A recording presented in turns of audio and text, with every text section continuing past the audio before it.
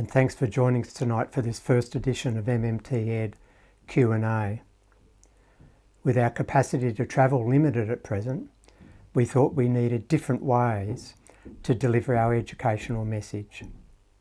There's a lot written about and said about MMT now, but much of it, in our view, falls short of what's reasonable. MMTed Q&A is one way that we can build a deeper understanding about MMT in the community. And what we're going to do is answer your questions and introduce special guests so that we get a diverse opinion. And we're not sure whether it'll be weekly yet. We'll see how our resources cope, but tonight's the start. A few brief observations by way of introduction about MMTed. It operates in the tradition of the Free University or the old trade union schools. And what that allowed workers to do was to gain broad knowledge outside their normal working hours. And so you had a lot of men in those days who were manual workers who were extremely well read. And the idea of community education outside formal processes and providing that for no expense to workers is the tradition that we're hoping to emulate. We offer, and we should make it quite clear, we're offering no formal accreditation or qualifications at this stage. We're hoping in due course, as we expand our capacities and our penetration, that we will be able to make arrangements with traditional universities and get some accreditation and pathways into award courses. But at the moment, there's no holding out of anything of that type. What we're going to do though is offer a range of different teaching modes, and we'll be running formal stream lectures which will be open to all. There'll be live sessions available to the globe. We'll offer supervised online tutorials in small classes with class participation, interacting through the internet with the teaching staff. We will run master classes, so specialised, more technical probably events in cities, so physical presence, but also online. We'll also offer, of course, resources for online self-paced learning, and we will offer on-demand, through negotiation, small group, specialised classes, probably very technical, and those services will be the only services that we'll seek to charge for. At present, we're trying to raise funds to finish off the creation of our infrastructure and our systems. It's quite a complex process, we've discovered, to create an educational institution that's globally available. And we need funds for that. We need staff, we need technical skills, and we're slowly putting that together. And we hope to start offering a limited range of courses by September. I don't promise that, but we're getting fairly close to that. So, and in time we'll add courses and teachers and programs, and hope to offer a diverse range of courses. And we'll have a variety of teaching staff involved. And I'm very confident you'll enjoy participating with people that you normally wouldn't participate with in a small group environment. And apart from those services I mentioned, for equity reasons, we're going to offer all of our courses for free. That's why I need to raise donations, because we want never to exclude anyone who wants to learn for dint of not being able to afford the financial entry. And it's too difficult to have exemptions and all of that, so I think it just should be in the Free University. And with that, it takes me to the first question. And this was a question, and normally we're aiming to run the questions chronologically, so we have a submission form on the MMTed.org website, and we've had a lot of questions so far, and it's going to take a while to get through them. And normally we're aiming to get through them in a sequential way, in a chronological way. But this particular question, which was received very recently, is a good way to start because it's very easy to answer. And it comes from Joshua, who's in Melbourne, Australia, and he asks, will the MMT courses be restricted to those with a background in economics and financial studies?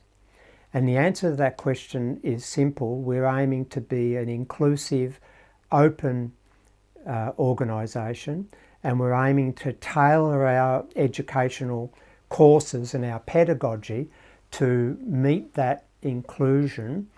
And of course, we're wanting to bring people to sophisticated levels of understanding of MMT, and that of the sort of sophistication that you would get by participating in a beginning or an intermediate or even an advanced university course.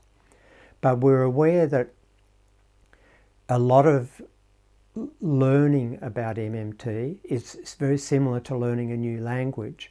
And we learn that when we're young, and we learn it through very simple heuristics, and we learn it in using simple concepts, graphics and sounds and all of that. So we're aiming, and we're in design mode at the moment, we're aiming to have a sort of like a K-12 program as well as the more advanced programs.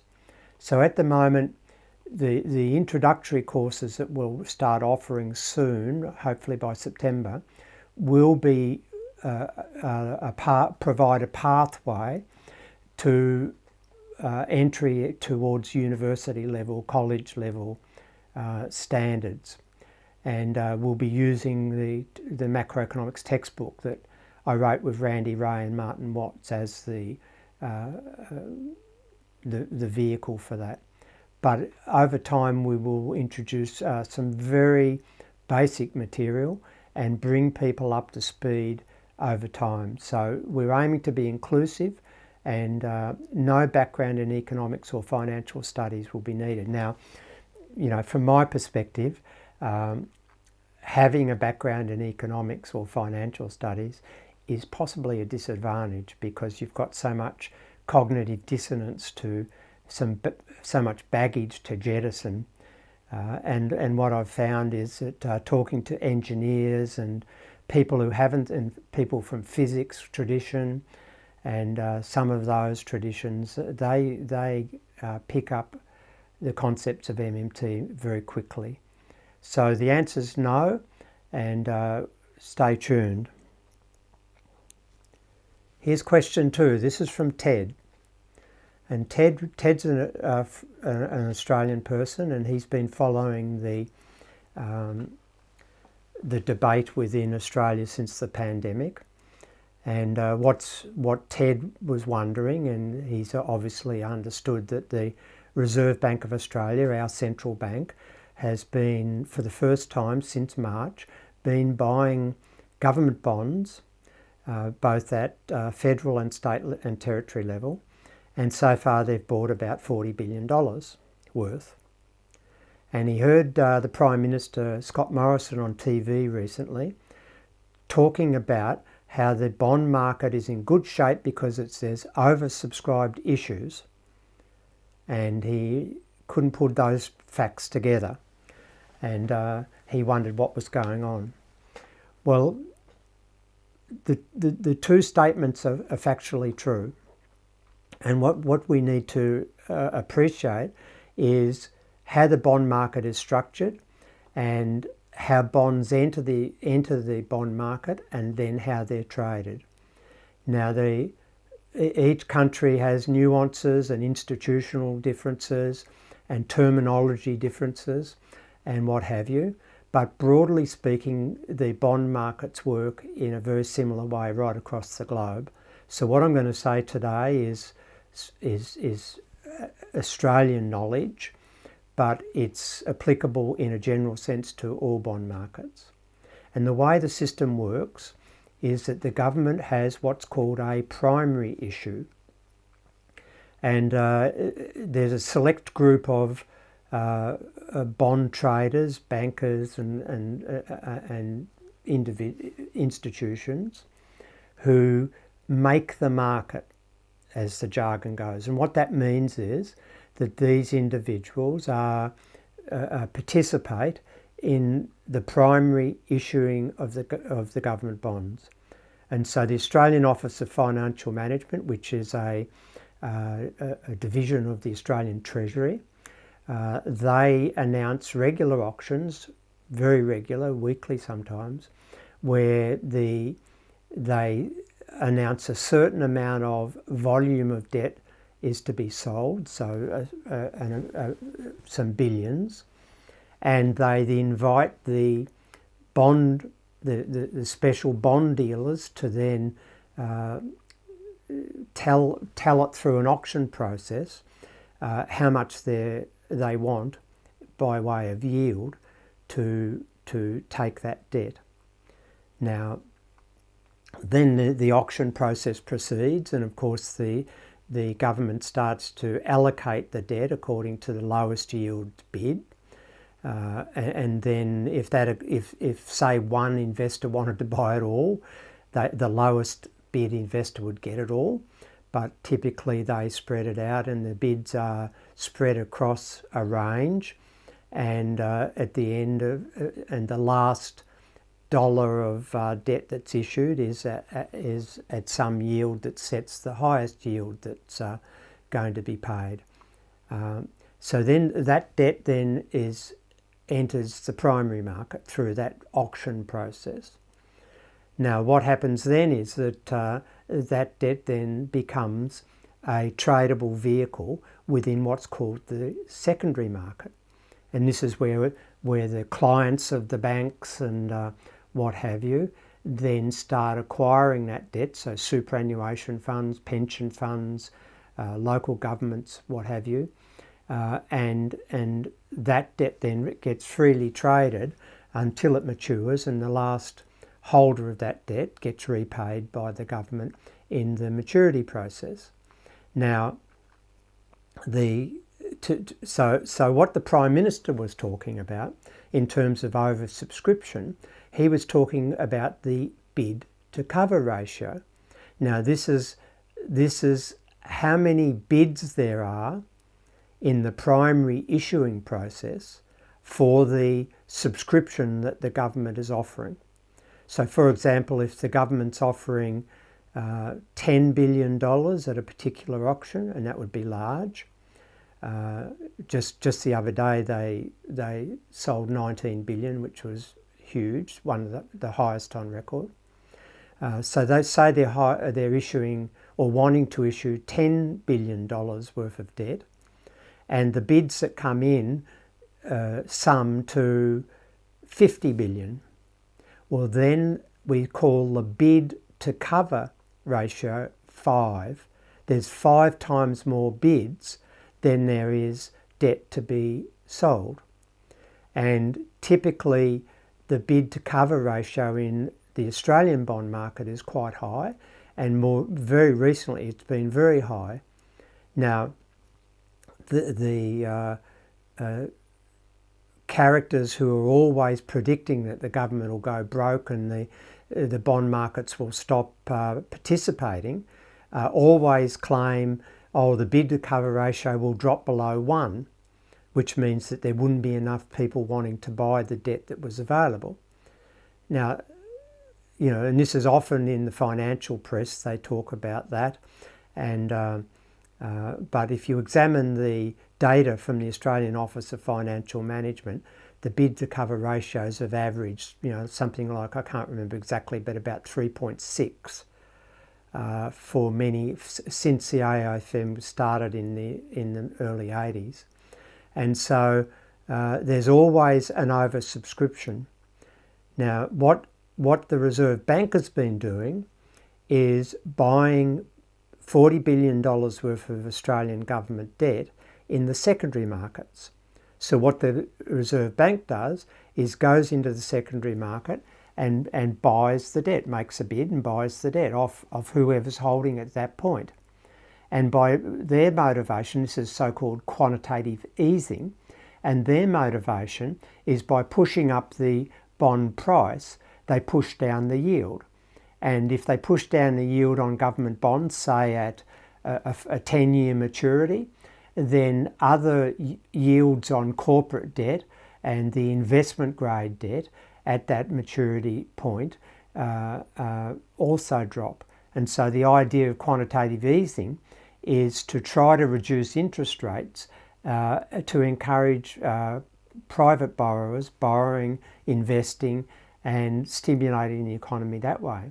The only problem is that when times are tough as they are now, nobody really wants to borrow because there's so much uncertainty that they don't want to build capital equipment and invest in plant and machinery and new technologies until they're pretty sure that we're going to come out of this at some point soon. And so QE is an incredibly ineffective way of operating. So Ted, I hope that answers your question. The two statements are perfectly true and they refer to the different structures of the bond market. Okay, so the next question, and a lot of the questions we've received are worded differently, but they amount to the same question. So we put these together, and from Demetrius, you see, what does MMT propose regarding fiscal space for countries that peg their currency to another major currency, for example, the US, and he was particularly interested in Saudi Arabia. From Fabio, he asked, could you address the issue of the degree of open policy space in the case of emerging markets in terms of MMT from an MMT perspective? And Francisco asked a very similar question, how does MMT resolve possible external imbalances in a weak currency economy? Now, I thought about who would be good to be my special guest this week. And I thought no one better than Professor Fadhel Kaboub from Denison University, one of the MMT scholars who's added so much work on developing economies. And it was my pleasure. We had a nice chat earlier in the week. I've edited out all of the personal stuff. And let's hear from Fadhel. Well, those are great questions, and they're all related to the concept of monetary sovereignty and how it applies in developing countries or emerging markets. And I always have to, say it carefully when I say how does MMT apply to developing countries, because what we're applying is the analytical framework. We're not applying policies per se. So the analytical framework, you can think of it as, as gravity. Do you apply gravity or do you observe it? Learn how to deal with it and learn how to use it for, for a good purpose. So MMT, in a sense, is the same thing. You learn it, you observe how the system works with that MMT lens, and then you figure out how to manipulate, how to move bits and pieces and the mechanics of the economy to get better results, to get the desired results. So in developing countries, in emerging markets, including countries that peg their currency or use a fixed exchange rate system, and so on, you have to figure out what are the structural issues that they're dealing with that lead them into that situation. So it turns out, first from an MMT perspective, the way we kind of start our analytical framework, we say a monetarily sovereign country is a country that can issue its own currency, that can tax its population in the same currency, which is pretty straightforward. Most countries can do that. But it's also a country that can issue debt denominated in its own currency and only in its own currency. In other words, it doesn't have external debt. And that's really difficult for developing countries for reasons that I'll explain. And related to that, it's a country that doesn't fix its exchange rate. On that last bit, when people say, well, you MMTers say you can't fix your exchange rate, well, then you're for a floating exchange rate. And if you do that, it's going to be a disaster the next morning. Well, notice I didn't say that's what you need to do tomorrow. but I said this is what it takes to get your full monetary sovereignty or a high degree of monetary sovereignty and to open up that fiscal policy space. So the question is, how do we get to a situation where you can actually do that as a country, as a developing country? So then you use this framework to figure out what are the structural issues that developing countries are having trouble with. It turns out that external debt, and that external debt that leads you or forces you to fix your exchange rate, the source, the root cause of that external debt is usually centered on a handful of issues. One is heavy reliance on food imports, lack of food sovereignty. Number two, heavy reliance on energy imports, fossil fuels in particular. Number three, it's a deficiency, structural deficiency in the industrial system that creates a scenario whereby developing countries tend to specialize in exporting low value added content, extractive industries in particular, but they also specialize in importing high value added content. And when they aspire to industrialize, or when they're told to industrialize, it makes things worse because they tend to specialize in assembly line type of industry where you have to import capital, you have to import intermediate goods, you have to import even more energy, right, to run those industries and to fuel industrial development. So those industries, that particular type of industrialization is part of the trap.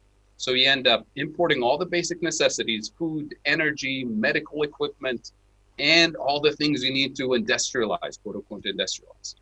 And as a result, that puts downward pressure on your exchange rate, which means if you don't attempt to artificially lift up the value of your exchange rate, to artificially appreciate the exchange rate, you're going to have food riots the next morning, because everything you import with a devalued currency is going to be more expensive. So food more expensive, medical resources more expensive, fuel is going to be more expensive. And we've seen this repeatedly in developing countries. So notice, MMT doesn't tell you to devalue your exchange rate and everything will be fine the next morning. But MMT is saying what you need to address is the root cause of those food riots and energy riots, which is your excessive reliance on food imports, which means the root cause is lack of food sovereignty. So you need to invest and mobilize domestic resources to build more resilience in your economy in terms of food sovereignty and energy sovereignty. And in terms of moving away from this particular type of industrialization that forces you into extractive industries and invest strategically in areas that allow you to, over time, gradually kind of move up the ladder, so to speak, by strategically and selectively choosing the types of industries that you want to commit your resources and your labor and your energy towards. And those should be industries that allow you to extract more value added, as opposed to extract, more of your labor and energy and water resources for exports. So that's kind of the beginning of the framework. And if that makes sense to people, then our conversation should be focused on how do we, as a democratic society, hopefully organize our political system, economic system to prioritize those structural foundations that will keep people employed, that will allow us to reach higher standards of living and better quality of life without having to sacrifice people's livelihood, without having to suffer massive amounts of inflation, and most importantly, without having to suffer the consequences of lack of economic sovereignty by having an external entity, whether it's the IMF or other international creditors, dictate your economic policy and impose restrictions on your domestic economic policy, and as a result, impose restrictions on your public policy decision-making process, and as a result, on your democracy. Right. I often make the point that what an MMT understanding allows is that a currency sovereign government can always make sure all the available productive resources are fully employed, but that doesn't necessarily equate to material prosperity if the available resources aren't there. So in terms of what you've just said, what's the sort of time frame do you see for an economy that can actually have both full employment and an emerging material prosperity in an environmentally sustainable way? I mean, you know, you're talking about degrees of currency sovereignty, but what time frame? I mean, I remember back to when Milton Friedman was asked how long would it take to deflate back to a natural rate. He said, "Oh, 15 years of austerity." So, you know, what's your temporal consideration there? Yeah, that's a good question. So it clearly varies from country to country. So let me put it this way. Um, you know, MMT is, to me, especially when you think of developing countries, the real constraint, as we always discuss, is inflation. And inflation is really the centerpiece of the debate when it comes to developing countries. So inflation in the developing world happens, you know, comes from a variety of sources. One is shortage of productive capacity at the local level. And that means physical, technological, you know, skilled labor type of know-how. Another important source of inflation is domestic market power, you know, price setters at the local level who charge more because they can. So that kind of inflation, you're not going to get rid of it by spending more or spending less. You get rid of it by taxing and regulating their market power out of existence. In other words, by, you know, using public policy in a democratic system to make that bit of the market more democratic, more competitive. But it gets a bit more complicated in developing countries, especially in the informal market, and especially in non-democratic societies or even in some democratic societies, where because you rely on so many imports of basic necessities, such as food, such as fuel, such as medical equipment, you end up with countries creating exclusive import and export licenses that privilege a particular business class, and in some cases, particular individuals that you can name in some countries and identify, who have this exclusive market power, and as a result have a vested interest in not creating a domestic economic sovereignty in that particular space. So they want to always import wheat. They want to always import oil. They want to import, you know, whatever the market share that they control. So they'll do whatever they can politically, economically, to make sure that there is no alternative other than using their space. And because in many cases they deal in commodities that have global prices. So when oil prices go up, for example, you know, domestic energy prices go up. But then when global oil prices come down, they don't necessarily lower their prices accordingly. So there's this huge extractive force at the local level. And this is kind of the formal business world, right? So that's a major source of inflation, a major impediment to a transition to a sustainable economy, to, you know, fighting climate change, to a prosperous domestic economy. But then you have informal networks, especially cross-border trafficking, for example, where the more you have of a breakdown in the economic and political system, the more those networks thrive. Especially in developing countries, and those networks are controlled by, you know, cross-border traffickers who don't really have any issue trafficking in people, trafficking in weapons, trafficking in milk, in oil, and gasoline, and whatever it takes. Right? It's all business. So that makes it dangerous in cases where you're dealing with illicit drugs and weapons and terrorism, and that's where you interface generally with corruption in the military, in the police, and that's when things get out of control. Right. So we see this quite a bit in developing countries. So that kind of inflation that's kind of coming out of market power, corruption, cross-border trafficking, is probably the most difficult one to undo. And people will literally fight you to death not to give up that market power. So these are the structural impediments that developing countries deal with on a systematic basis. So to go back to your question in terms of time frame, how do you transition without addressing those institutional structural issues? There's really no timetable for these things. And that's why in any society, it's important not to have, you know, the plan for the government to do this. That's why you have to have, you know, a popular buy-in.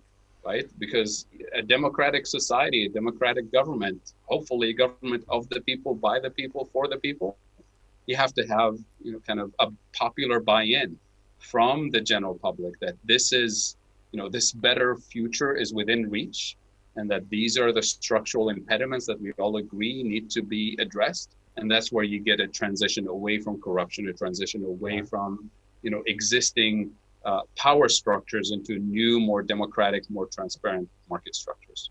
Good. So there is no timetable. There is no magic timetable for these things, but it's important to recognize what are the impediments. Because if we can't see the impediments, then we can't design policies to address them. And if we speak in broad terms, we say corruption. Everybody knows corruption is a problem. But what type of corruption, and how does it interface with your daily life? How does it interface with economic transformation? That's really the part that I think, MMT economists in the developing world are clearly seeing. And that's why you see increasingly more mainstream trained economists who, for, an entire career have tried to deal with the issue of inflation, with the issue of economic development from a genuine perspective, have not found anything practical in the mainstream literature and the mainstream public policy space. And in the last few months, in the last few years, we've seen increasingly more people saying, this is the framework we've been waiting for, we've been looking for. I've had some, economists tell me that I guess now I have a name for this thing that I've been looking for, right? It's called MMT. That's good. So we just need more of our colleagues to engage with development economists around the world, and to engage with them not in a way that says, well, this is how we do it in the US, now go and apply it, but engage with providing the MMT lens, the framework, and engaging in a reciprocal relationship that says, we have this lens, you have an institutional understanding of what's happening in a particular country, in a particular region. Let's see how we can interface these things and unpack some of the structural problems. Look, that's terrific, Fadhel. Thank you very much. And thanks. Thank you. Thanks for your time. Really appreciate it. It's a pleasure speaking to you. Okay, cut. I was able to. Okay, wasn't that wonderful? That was Professor Fadhel Kaboub, who I spoke to earlier in the week, and I hope Demetrius, Fabio and Francisco, I hope that answers your question. They're questions we get a lot, and